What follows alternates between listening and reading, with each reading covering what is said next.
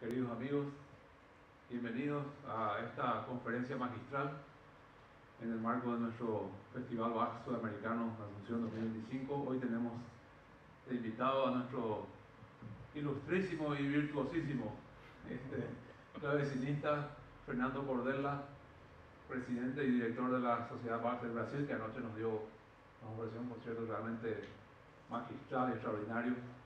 Y él hoy nos va a hablar sobre la conexión de la música de Bach con Latinoamérica a través de una obra capital del repertorio académico, digamos, académico y popular latinoamericano, como son las Bachianas Brasileiras de Heitor Villa-Lobos. Así que les dejo en compañía del maestro Fernando Cordella. Bienvenido.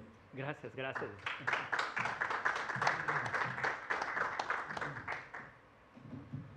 Buenas tardes. ¿Es necesario el micrófono? Solo para saber, perdón, mi español no es muy bueno, pero ¿cuánto tienen brasileños aquí? ¿Todos paraguayos? Ah, sí, claro, embajador. Bueno, preguntó, respondo. Sí. ¿Es necesario el micrófono? No, está bien, ok. Bueno, entonces tendrán que me escuchar hablando mi portuñol. Bueno, para empezar, es muy importante comprender que Johann Sebastian Bach es un compositor alemán, claro, pero este sujeto cambió totalmente el rumbo de la música, no solamente la música occidental, sino también después la música mundial. Bach, un genio que conseguía hacer muchas cosas a través con su inteligencia musical. Por ejemplo, contrapuntos muy difíciles, una complejidad muy grande.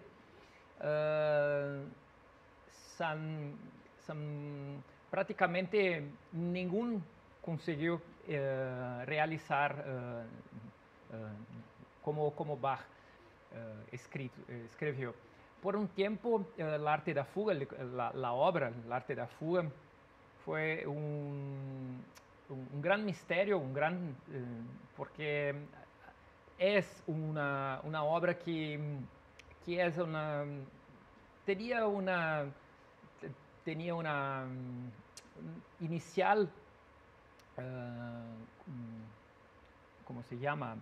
Una intuición, objetivo de solamente enseñar un poco sobre la arte de escribir música polifónica, ese estilo que es una fuga. Entonces, donde tenemos, por ejemplo, un tema, un motivo musical. Yo voy a hacer un motivo muy simple. Por ejemplo,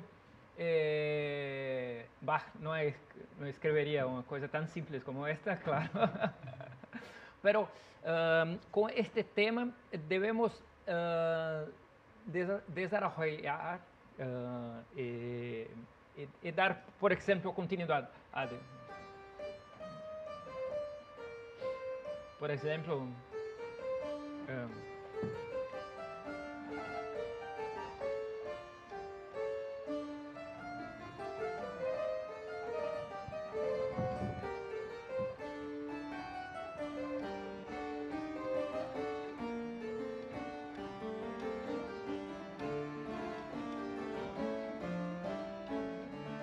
etcétera. Podemos continuar y tocar. Este es una improvisación simple,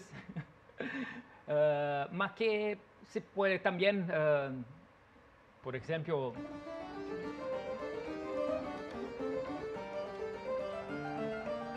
etcétera. Podemos siempre estar jugando o...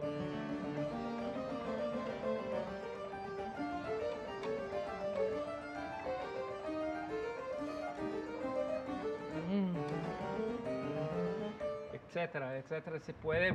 Pero Bach no elegía temas tan simples como este.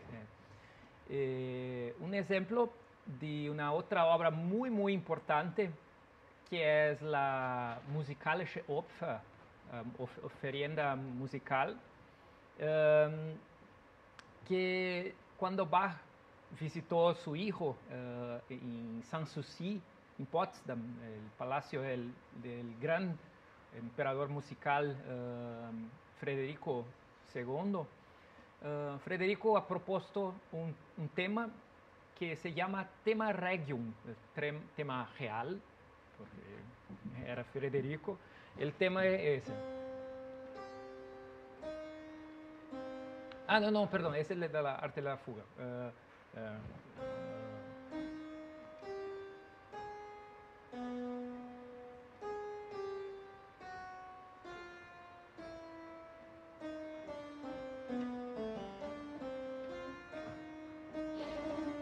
Es el tema.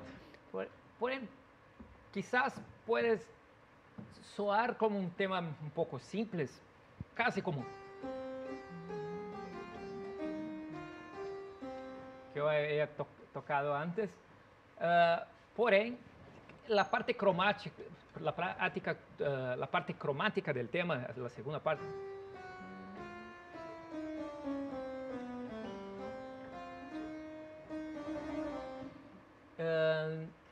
traen muchas dificultades musicales y técnicas para escribir. Y Bach, quien tenía ningún problema, escribió muy fácil, improvisó, ha hecho improvisaciones para el Federico, para el emperador, para el rey Federico. Es muy interesante porque cuando Bach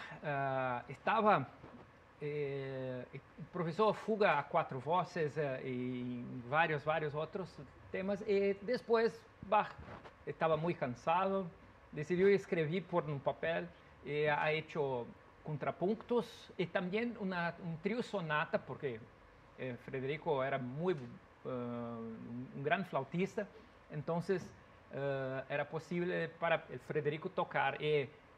Segundo Carl Philipp, Federico no consiguió tocar porque tenía partes muy difíciles en la flauta. Entonces, el propio rey Federico propuso una cosa casi que imposible para Bach, que Bach fácilmente consiguió trabajar, pero el rey después no consiguió tocar la música que Bach ha escrito.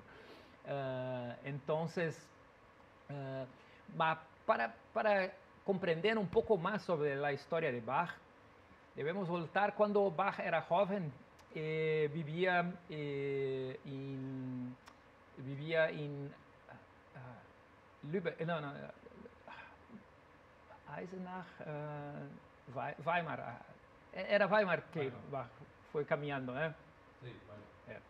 Sí, Bach vivía en Weimar y he escuchado que un gran y muy famoso, era como casi el Paul McCartney de hoy, del rock, estaba haciendo su último concierto, que era Dietrich Buxtehude, el gran maestro de la improvisación, un gran organista muy famoso, también que era Kapellmeister, dirigía la iglesia de Lübeck, y que tenía también muy dinero para pagar los músicos, tenía muy buenos músicos.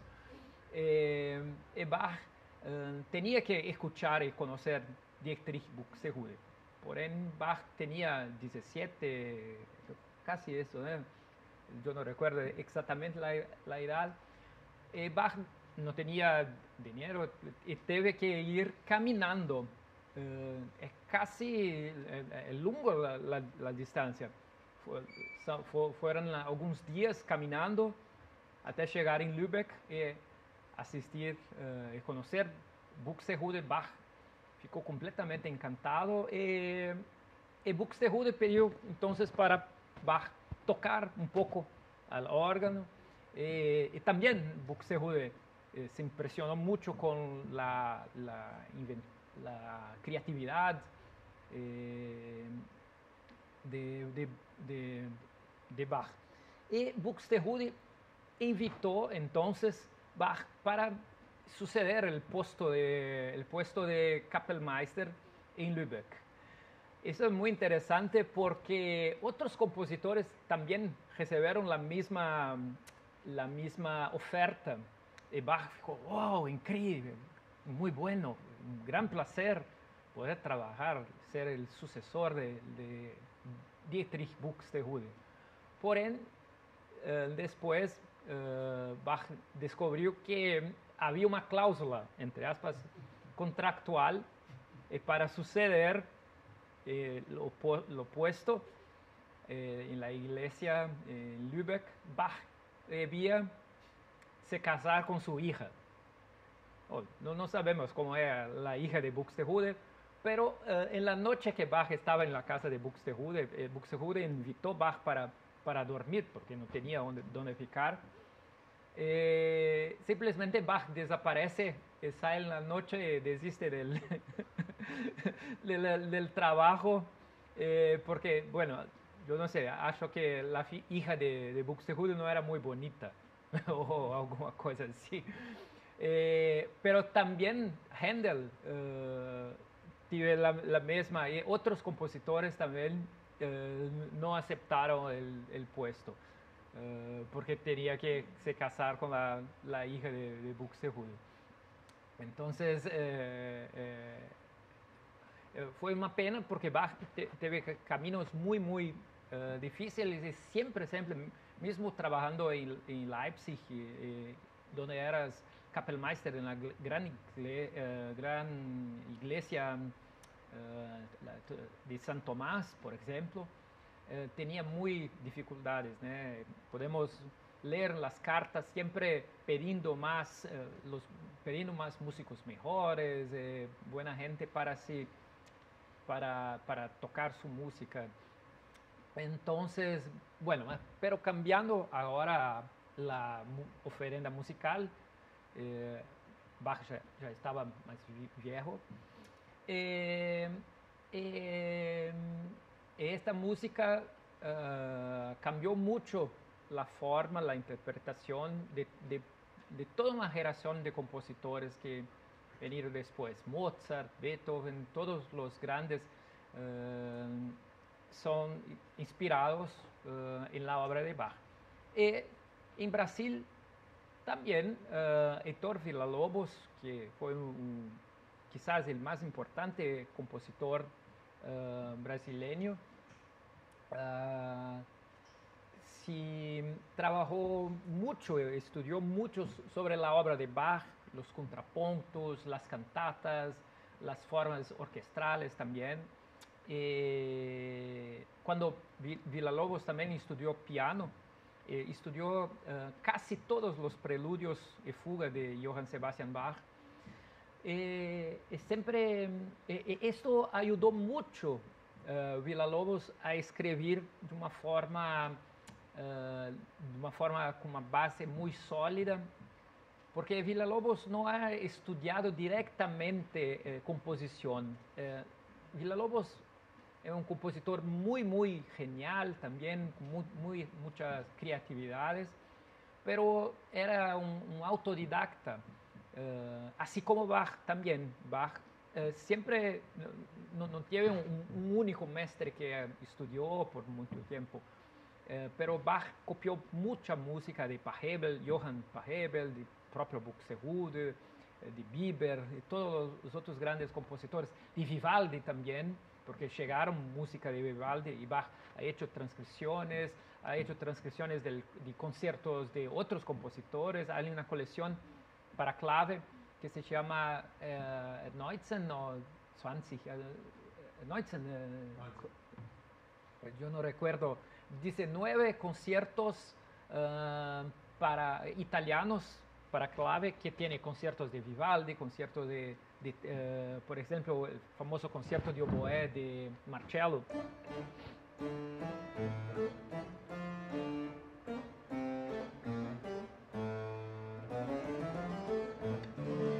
Por ejemplo, Bach transcrito para clavo solo sin orquesta, no era un concierto para orquesta. Entonces Bach escreveu mucha música transcrevendo, conociendo otros compositores, y así que Villa-Lobos también compôs y teve mucha inspiración. Mi maestra de piano conoció Villa-Lobos y Villa-Lobos llevaba mucha música para ella tocar, conoceu íntimamente Villa-Lobos y Villa-Lobos, esta es una historia que mi maestra me contó directamente, porque Villa-Lobos hablaba que contó dos historias muy interesantes sobre Villa-Lobos, particulares que no están en las biografías. Una de ellas que Villa-Lobos hablaba que siempre viajaba para los indígenas, la Amazonia, y que escuchaba la música de los indígenas, y que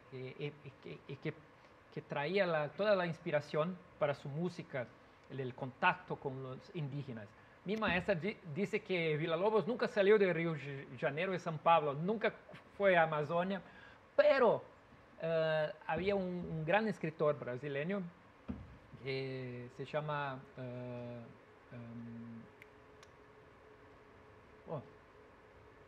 modernista Mário de Andrade, exactamente, que Mário de Andrade sí viajado mucho y conocido los indígenas y que hacía grabaciones en cilindros, se habla cilindros y tubos, exactamente. He hecho grabaciones de los indígenas, de los pájaros cantando, de muchas cosas, de sonidos de la Amazonia. El tío de mi maestra de piano trabajaba en la Biblioteca Nacional. Él decía que tenía un joven en los años 20 que siempre iba a la biblioteca a escuchar las grabaciones de Mário de Andrade. Él tuvo que pedir para no ir más a escuchar porque estaba danificando los cilindros de tanto escuchar. Pero estas eran las viajes imaginarias. Yo no sé si realmente Villa-Lobos visitó la Amazonia. Esa versión de mi maestra que él nunca había visitado, que le hablaba de esas cosas para impresionar. Otra cosa también muy interesante de Villa-Lobos es que en la semana de 22, que fue un movimiento muy grande, la Semana de Arte Moderna de 1922 en Brasil, Villa-Lobos estaba yendo a dirigir un concierto revolucionario muy grande, antes de las obras de las Baquianas, claro, con la orquesta. Y cuando estaba para entrar en el escenario, Villa-Lobos tenía, ¿cómo se llama? Gota. Gota se llama. Tenía gota. Los zapatos no entraban porque estaba muy grande, muy hinchado el pie. Entonces Villa-Lobos estaba con una sandalia, ¿es sandalia que se habla? Sí. Estaba de sandalia, entonces Villa-Lobos resolvió entrar, o era sin zapato o con una sandalia, todo de frac, con sandalias dirigiendo. Una persona del magazine, ¿cómo? Revista. Sí, estaba... Villa-Lobos es muy contemporáneo, moderno, que es cambiar su forma, es un movimiento de contra modernista de no usar zapatos de Villa-Lobos. Sí, es verdad. Y por mucho tiempo Villa-Lobos habló que fue proposital para mostrar su indignación con todas las formas antiguas. Claro, después Villa-Lobos la historia se disipó y descubrimos entonces que era el problema de la gota y no era. Entonces Villa-Lobos gustaba mucho de cosas, de misterios, Entonces, todas estas historias que estaban a su alrededor.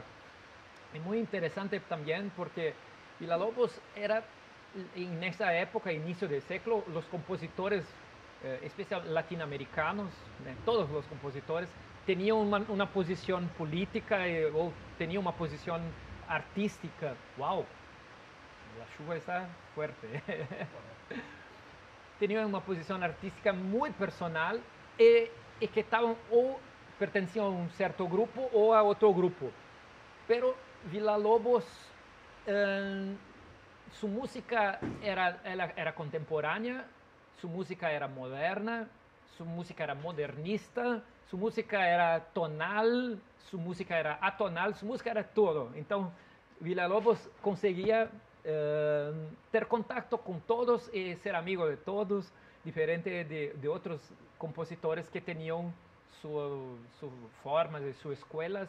Villalobos tinha uma escola mais universal e gostava muito desse contacto com as massas, com as pessoas. Bueno, escuchando mucho la música de Bach, especialmente cuando estaba estudiando la Musikalische Opfer, la ofrenda musical, que tiene ese tema, ¿no?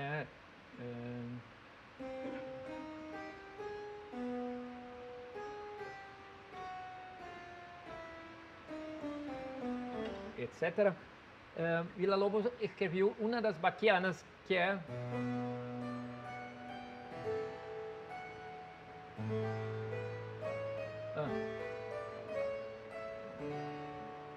que utiliza o tema. É um pouco parecido como se for.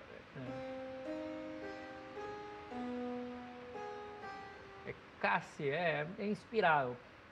Entonces,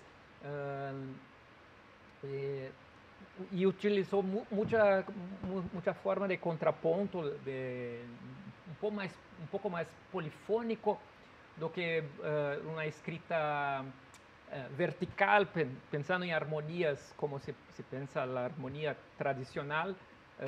Villalobos escribió la música más lineal, más como la música de Bach. Bueno, podemos escuchar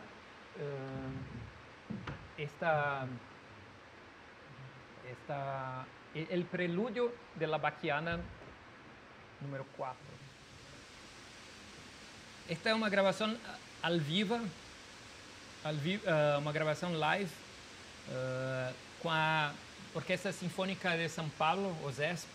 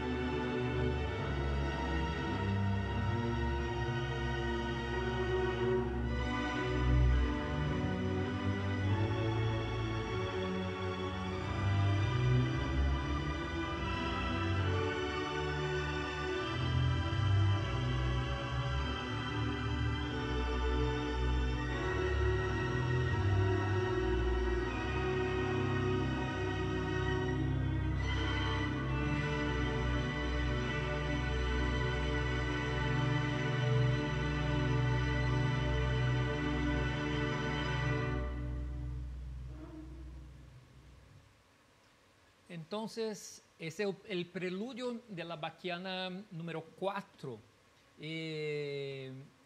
Villa-Lobos crea entonces una serie de música, una colección como una sinfonía, como Beethoven tiene Sinfonía 1, Sinfonía 2, Sinfonía 3. Villa-Lobos crea entonces, llama Bachianas Brasileiras. Este nombre no quiere decir que es una música en estilo barroco, porque no es.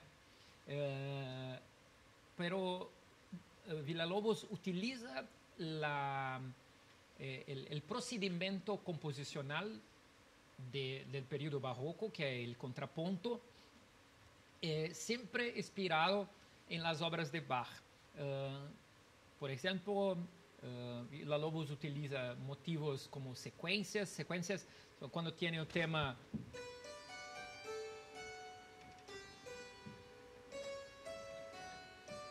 cuando se repite el mismo modelo en secuencia, en ascendente o descendente, utiliza también secuencias cromáticas que ningún otro compositor antes, en periodo de Bach, también Beethoven no ha hecho secuencias cromáticas, Mozart no ha hecho, pero Bach usa, por ejemplo, en el concierto de Brandenburgués, la cadencia tiene...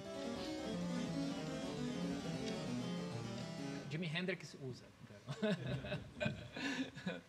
pero a una distancia de casi 300 años. Entonces, Bach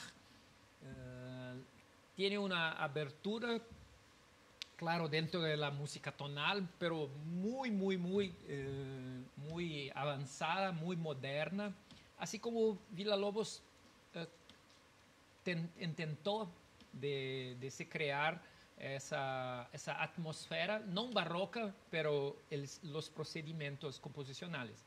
Entonces son 8 piezas que se llaman Bachianas brasileiras.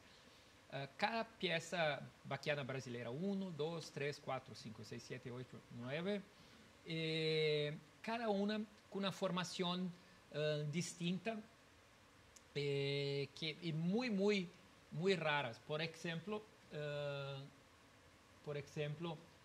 tiene una de las bachianas que es para 8 violoncelos, sin orquesta. 8 violoncelos en formación, cada cello tocando partes distintas. Entonces es muy rico las formaciones, casi inspirado como en el concierto brandenburgués de Bach, que Bach crea formaciones muy bizarras, como el brandenburgués número 3, pero el número 3 usa 3 violines, 3 violas, 3 violoncelos distintos, casi una conexión cabalística.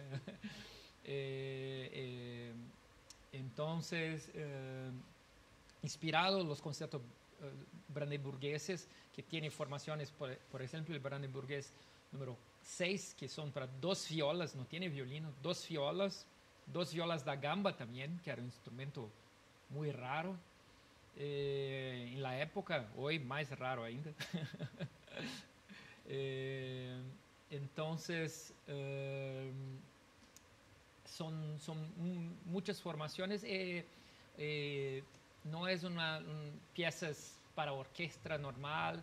Por ejemplo, esta baquiana número que escuchamos, el preludio, originalmente era para piano solo. Después, Villa-Lobos hace un arranjo, una orquestación para orquesta de cuerdas también. Casi como Bach, que también inspirado en Bach, que hacía arreglos musicales de cantatas, de otras piezas instrumentales también. Entonces, pero principalmente las baquianas brasileñas de Villa-Lobos hacen parte de un proyecto, ¿cómo puedo decir? Un pedagógico y musical que en Brasil estaba cambiando era época de Vargas, Getúlio Vargas, el presidente, donde el nacionalismo era muy fuerte. Y Villa-Lobos quería mucho traer música de alta calidad para las escuelas, era una cosa muy buena, y crea un proyecto que se llama Canto Orfeónico, donde muy inspirado, o que en la Europa ya se hacía, pero la Europa se hace con música europea, y Villa-Lobos quería hacer con música brasileña de una forma, yo no gosto mucho de hablar música erudita, porque parece que es una, ¿cómo se llama? Naftalina. Se habla naftalina también, bueno, tiene un cheiro de naftalina un poco. Pero me gusta hablar música de concierto, porque es música que se hace en sala de concierto. Y música popular también no es bueno el nombre, parece... me gusta hablar música urbana, entonces, que música... es una invención mía, no sé si existe, pero son términos que yo gosto de pensar que... Entonces, pero Villa-Lobos intenta en la música clásica, la música erudita, con los instrumentos, con violín, con flauta, con instrumentos, instrumentos clásicos, estudiar a través de las músicas brasileñas, músicas del folclore brasileño, traer para los instrumentos, leyendo la lectura musical con toda la complejidad que toda parte de inteligencia también, que los chicos, por ejemplo, los japoneses, los chinos también estudian música no para ser músicos profesionales, pero ser profesionales más inteligentes y más desenvolver en los cerebros capacidades más complexas. Esa también era una idea de Villa-Lobos, de crear personas más cultas, más inteligentes a través de la música. Y entonces Villa-Lobos crea un poco de esa idea de Bach también, que Bach también tenía un carácter didáctico, porque tenía alumnos, tenía los chicos que cantaban en el coro en Thomaskirche. Entonces, y que también hacía la relación, claro, no con música folclórica alemana, pero con los himnos luteranos. Entonces era una puente de encuentro que Villa-Lobos crea creando esa conciencia nacional, podemos hablar así.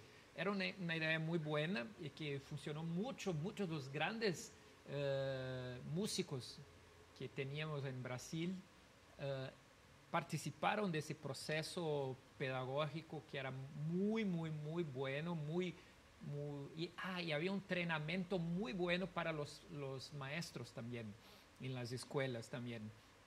Entonces, Era un trabajo muy, muy bueno que se hacía. Eh, eh, bueno, eh, sí, sí. Entonces, estas obras eran muy diversas.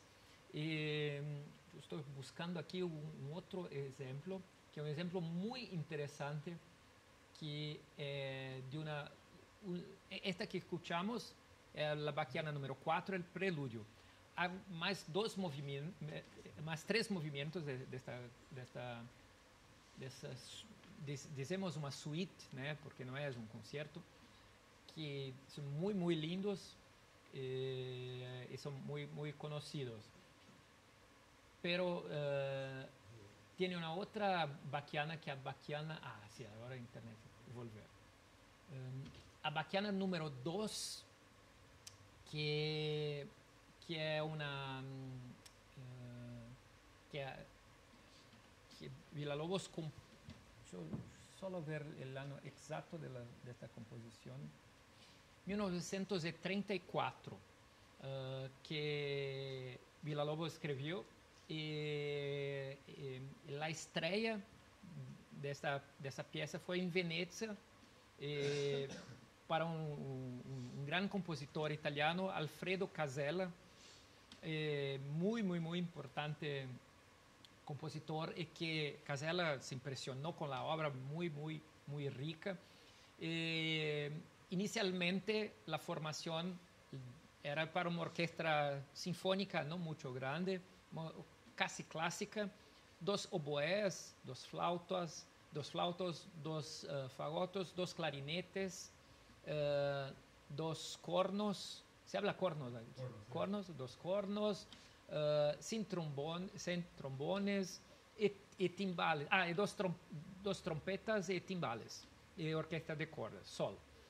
Pero cuando Villa-Lobos estaba casi terminando, Villa-Lobos reorquestró para una formación un poco rara, un poco no tradicional, que para una flauta, un oboé, un clarinete, 2 saxofones, que era mucho un instrumento muy popular de los chorinhos, de música brasileña.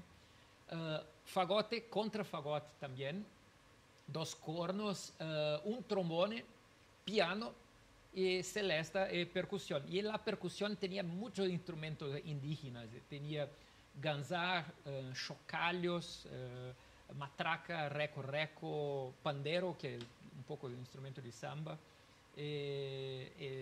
Entonces utilizaba instrumentos populares mezclando con instrumentos sinfónicos.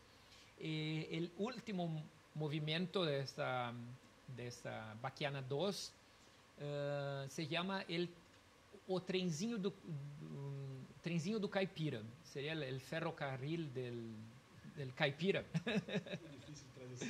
Difícil. Pero describe el ferrocarril en el interior del estado de São Paulo, viajando, viendo cosas en la estrada, en la paisaje. Se escucha el apito se llama, del tren, ¿sí? El pito. Apito.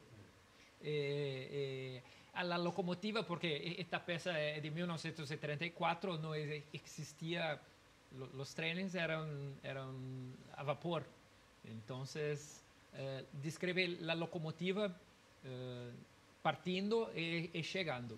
Y tiene una grabación muy interesante que aquí vamos a escuchar, donde Villa-Lobos está dirigiendo y tocando piano. Está como el piano al centro de la orquesta y Villa-Lobos tocando, improvisando un poco la parte de piano, casi un basso continuo, ¿no? Pero después Villa-Lobos escribe esa parte. Y también los efectos también de los vientos, ¿no? que tocan de una forma no muy tradicional, por ejemplo. A pesar de la música ser completamente tonal, una tonalidad un poco expansiva, tiene una melodía muy simple también.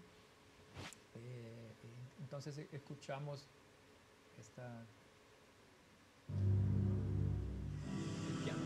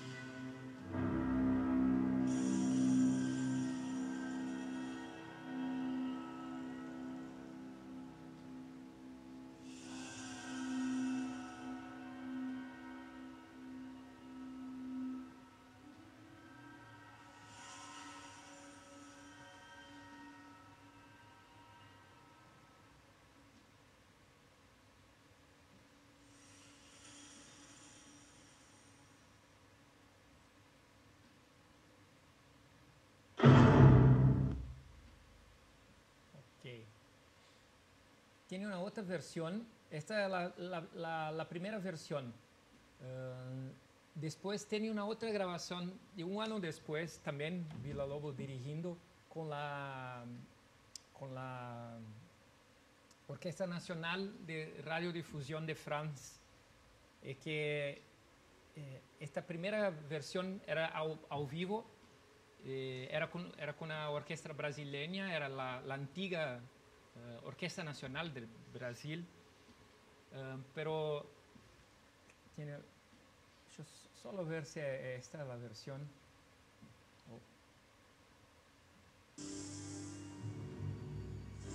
Con la Orquesta Nacional de Francia, sí, el tiempo un poco más movido y Villa-Lobos intenta hacer otros efectos porque los músicos brasileños eruditos eran un poco querían tocar el sonido siempre bonito y Villa-Lobos pedía no, aquí tiene que sonar como feo entonces con la Orquesta Nacional de Francia Villa-Lobos ficou más satisfecho con esa versión y un poco más movida también.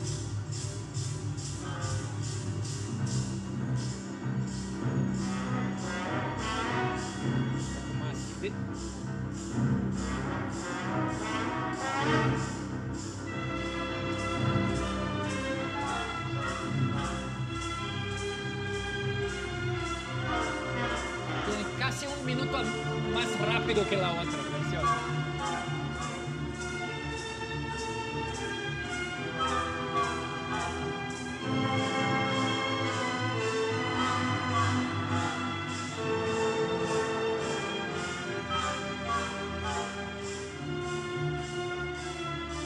Se escucha el piano, luego el piano fuerte.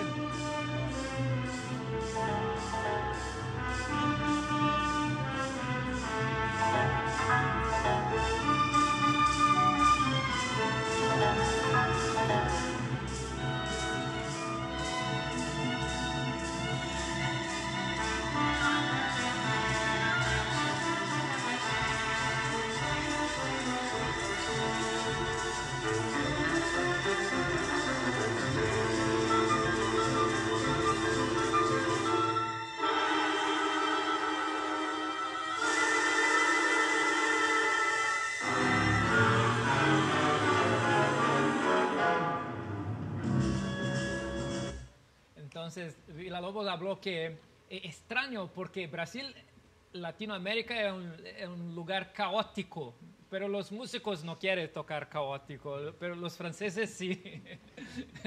Entonces, esta primera versión, Villa-Lobos ficou muy aburrido y no quis que se divulgase porque los músicos brasileños estaban tocando muy tradicional. Esta es una forma también que Villa-Lobos inspiró mucho y que él hablaba mucho sobre la música de Bach, porque en la época de Villa-Lobos, por ejemplo, escuchamos la Pasión San Juan, que todos escucharon el concierto, que están presentes. No teve más que 2 horas, era 1 hora y 45 minutos, casi. Pero en la época de Villa-Lobos, cuando escuchaba las versiones que tenía de La Pasión, era de 2 horas y media, eran inacabables, ¿no? De tan longa, porque se hacía muy lento los tiempos. Y Villa-Lobos sabía que la música barroca debía se mover más, inspirado en la danza, como muchas cosas que se hoy hablan, los especialistas de música barroca hablan. Villa-Lobos hablaba y las personas hablaban, oh, loco ese, muy loco ese cara, ese tipo. Pero las músicas que Villa-Lobos son todas también inspiradas en danzas también. Entonces, tiene una identidad barroca, podemos decir, a pesar de la música ser moderna. También tiene una otra baquiana que también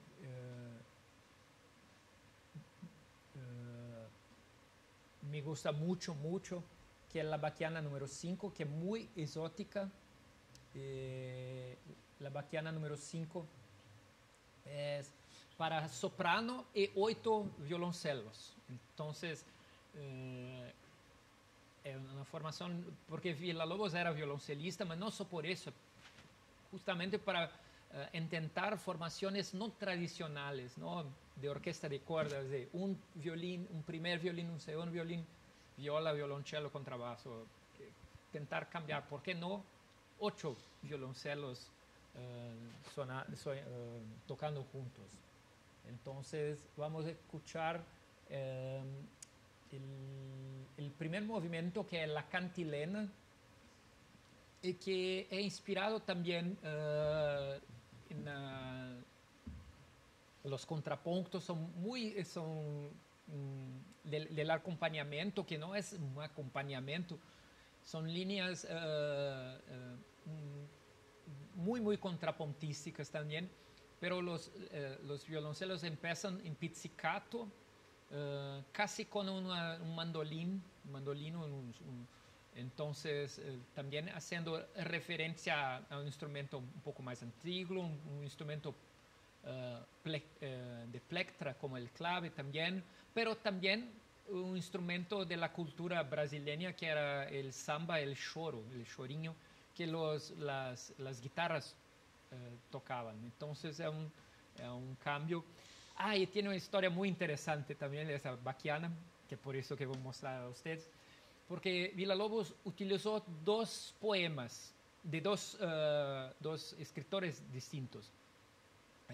Uno que usaba en la primera parte, después Villa-Lobos escribió nuevamente y ha hecho una segunda parte, porque estaba muy corta este preludio. Y esta baquiana solo tiene 2 movimientos.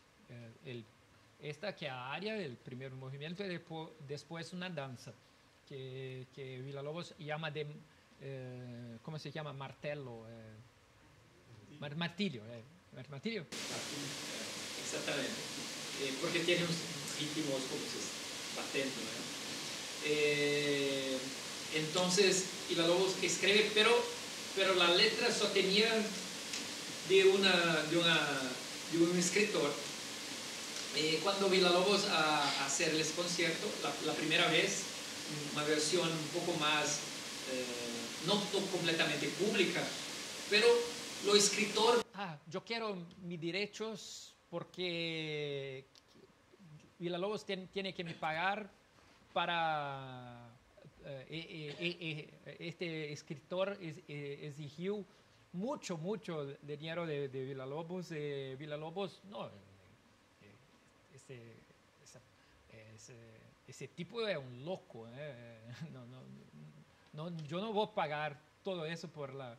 Él habló que no, me tiene que pagar porque los derechos...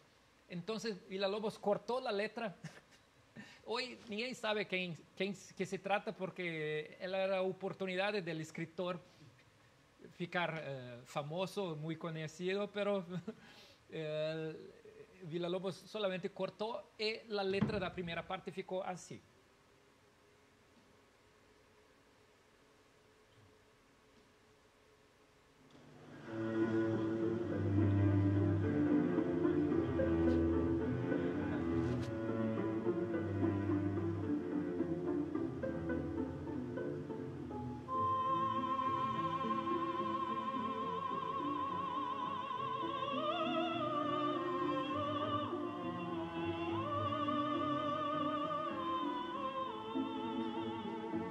Solamente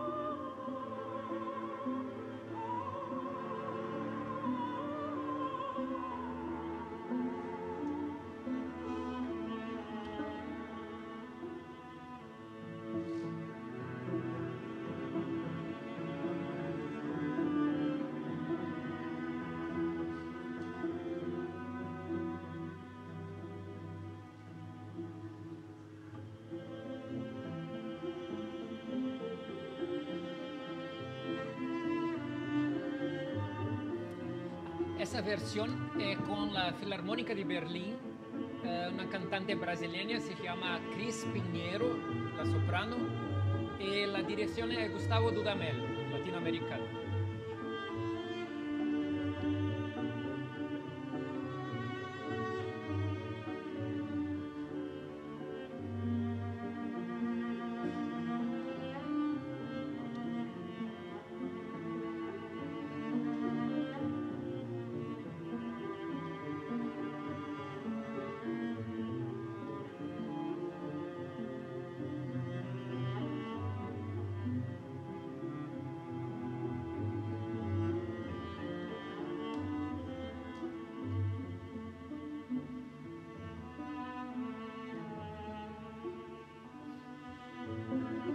La segunda parte es muy interesante porque utiliza también un otro procedimiento composicional barroco que se llama el recitativo.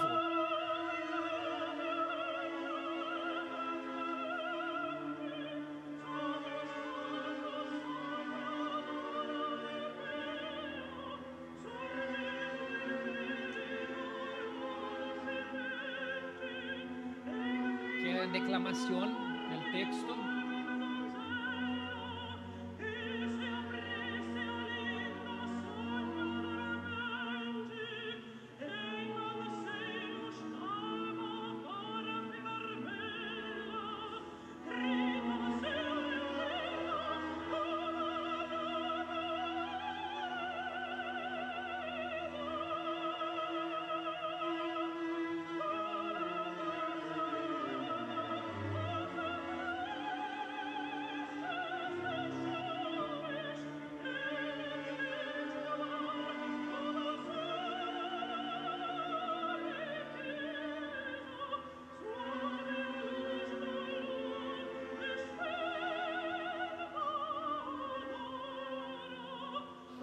Coisa importante com relação especialmente a essa interpretação, que apesar de ser ela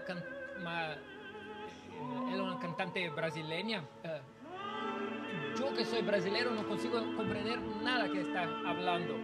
Então é uma coisa que Villa-Lobos sempre intentava que a palavra foi muito importante, a declamação. Y ella está cantando como una ópera moderna, ópera donde el texto casi no se comprende.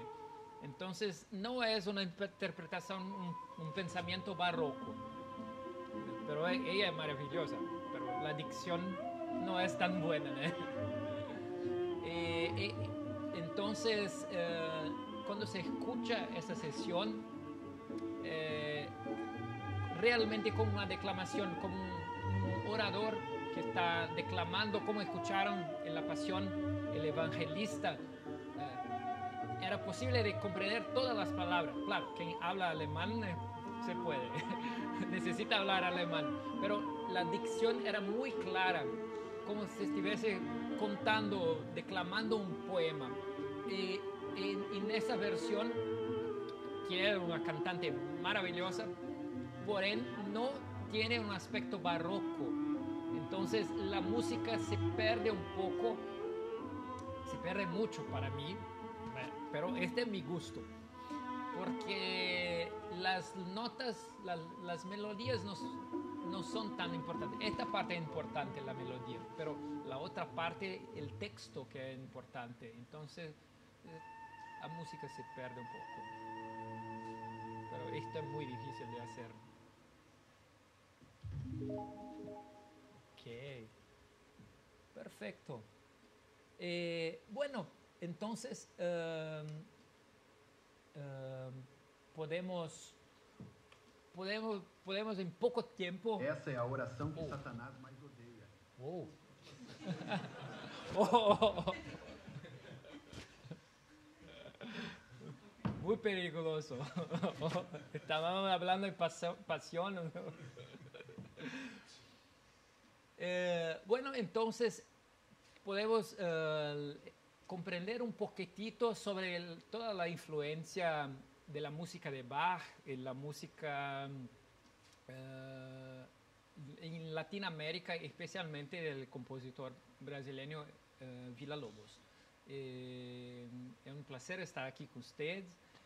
Gostaria de, se você tem perguntas ou comentários também.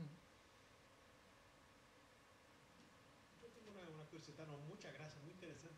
Yo quisiera así, preguntarle si es posible identificar, porque como nos dijo, ¿no? Villa-Lobos hace síntesis, ¿no? entre temas folclóricos, temas muy brasileños y métodos de composición de Bach, ¿no? ¿Es posible encontrar un compositor así, un ejemplo parecido con Villa-Lobos en Brasil, en otros países, así, una cosa tan única, ¿no? Hay como otros ejemplos también de nombres que intentaron hacer cosas, logros parecidos así con Villa-Lobos. Sí, algunos compositores intentaron hacer obras puntuales, inspiradas en Bach, claro. Busoni, en Italia, Ferruccio Busoni, intentó le compor, pero toda la obra de Villa-Lobos, no solamente las bachianas, mas toda la obra es mucho pensada en este estilo, porque si escuchamos las bachianas y escuchando otras músicas de Villa-Lobos, estilísticamente son todas muy similares, son muy parecidas. Yo no conozco un otro compositor que siguió exactamente este camino. Pienso porque Villa-Lobos era autodidacta, entonces no seguía exactamente una línea específica o en una escuela, no defendía una posición estilística que los compositores de esa época estaban haciendo, como los ¿cómo se habla? Zwölftonalische Musik, música dodecafónica, por ejemplo, que música dodecafónica se pega, son 12 sonidos, ¿no? Aquí tiene 12 sonidos y usted elige una serie de sonidos, por ejemplo. Oh, no se puede repetir. Esta es una serie, por ejemplo, el tema de la música debe ser baseado en una serie, que es un procedimiento casi como casi una fuga, un procedimiento un poco más intelectual. Tenía los otros compositores que hacían música atonal, por ejemplo, pero Villa-Lobos hacía un poco de todo. Música tonal, música atonal, música contrapuntística, música en una mezcla muy grande. Entonces, Villa-Lobos era un poco... Mi maestra decía que Villa-Lobos era un poco rebelde y que no escuchaba mucho las opiniones de las personas, de que hacía solo lo que quería. Ella contó una vez que estaba Villa-Lobos en su casa tocando, mostrando una pieza para mi maestra. Mi maestra tenía 25 años. Villa-Lobos estaba tocando. Después Villa-Lobos preguntó, ¿qué te parece?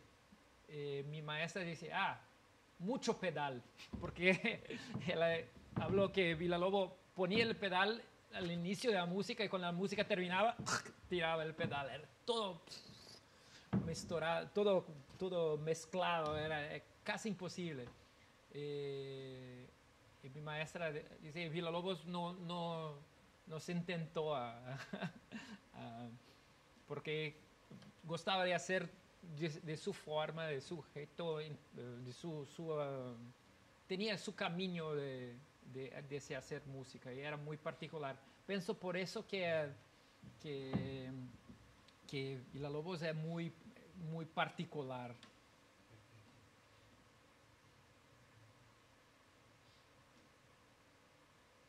¿Más preguntas? Enseñando, por ejemplo, las invenciones, que son piezas escritas a 2 o 3 voces, que eram formas de se criar, de se trabalhar didaticamente com o contraponto. Por exemplo, diferente de uma música que... Diferente, por exemplo, del minueto, del famoso minueto que...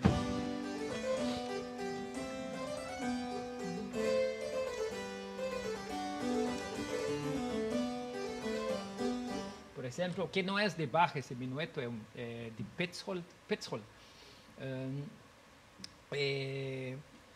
Tiene contrapunto, sí, las voces, la mano izquierda, hay un contrapunto más, pero no es un contrapunto propiamente bachiano. Entonces, este es casi una melodía, ¿no? Y con...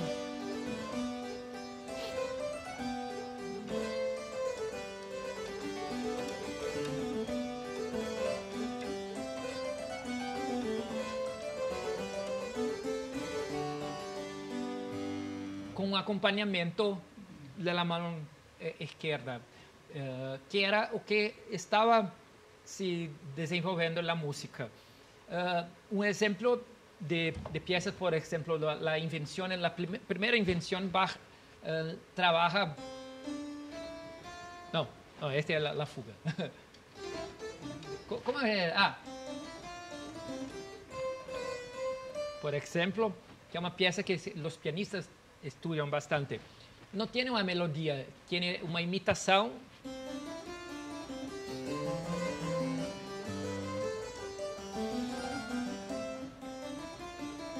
La mano.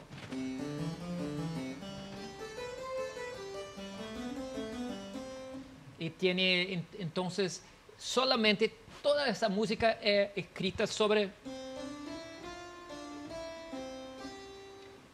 solamente eso. Con imitaciones, claro, Bach, un genio, pega exactamente ese mismo motivo,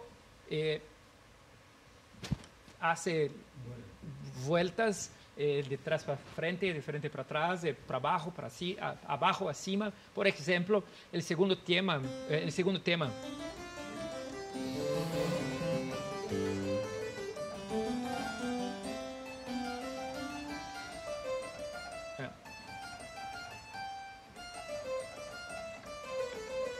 Exatamente. Só que invertido. Subiu, baixou na terça, subiu, baixou uma terça, e aqui também desceu, subiu uma terça, ao invés de descer. Exatamente lo mismo, pero invertido. Entonces, toda música é escrita assim.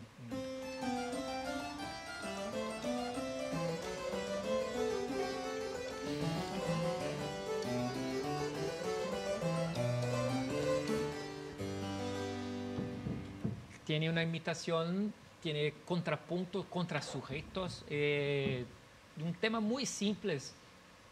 Entonces, era este el camino del contrapunto en la música de Bach, por ejemplo. Tiene una historia muy interesante de unos contrapuntos de la arte da fuga, que tiene un contrapunto que está escrito, solamente tiene una línea. No, pero escrito que es un contrapunto a 2 voces, pero no tiene la segunda voz. ¿Qué es la segunda voz? La primera voz es tocar así, a segunda voz es tocar así. Você toca los dos juntos y la música funciona perfectamente. Es increíble. Mozart intentó escribir contrapuntos así, no consiguió. Beethoven también. Lo último que intentó de hacer fue Schumann. Schumann intentó de hacer un contrapunto también y no tuvo ningún éxito. Intentaron de poner la partitura en una computadora en los años 80, 82, 84, yo no recuerdo exactamente, la computadora se quedó 4 meses procesando para descubrir que la segunda voz era tocar al retrógrado.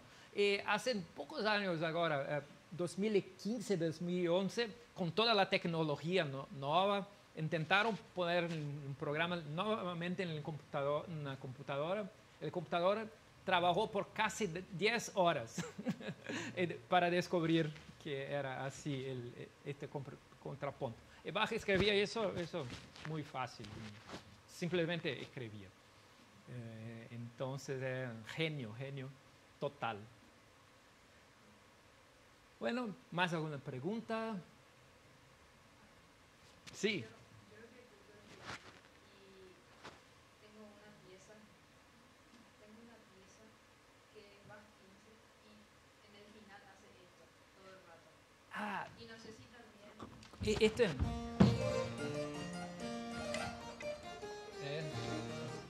No, ese no es 15. 15.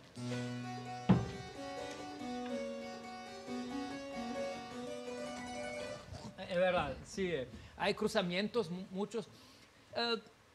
Yo ya escuché clavecinistas tocando en 2 manuales. Es interesante. Pierre Hantai toca a veces en 2 manuales. Un poco inspirado como la gran obra de Bach, las variaciones Goldberg, que tiene cruzamientos pensado de se tocar siempre en dos claves, en 2 teclados. No solo es más fácil do que no piano, pero no es tan más fácil. Pero se escucha un poco la diferencia más de los teclados, porque cada teclado de clave tiene un sonido distinto. Entonces se puede tocar en 2 teclados, pero es muy común. Bach utiliza eso de una forma muy normal, por ejemplo. Eso. ¿Oye? También se cruzan. Sí, se cruza. Con la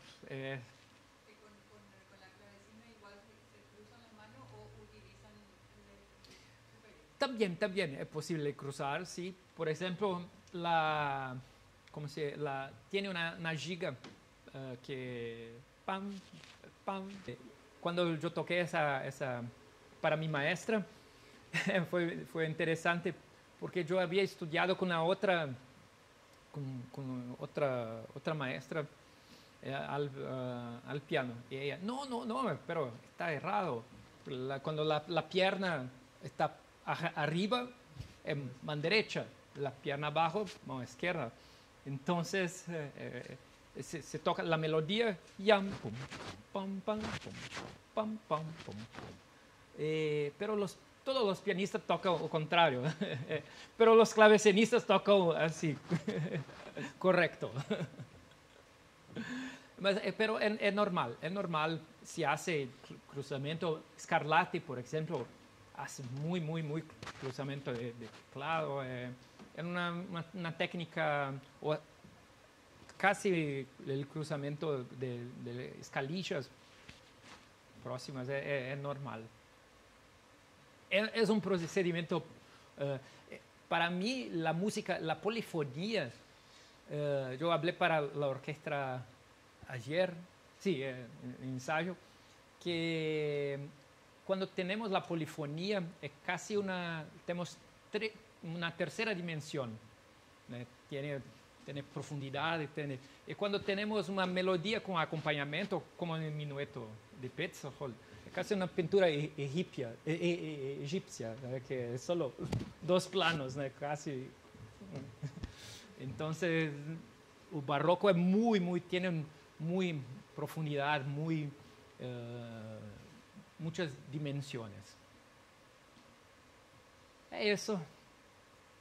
Gracias por todo, gracias el maestro Diego por la invitación, gracias al embajador Marcondes, en la embajada también, todos ustedes presentes aquí.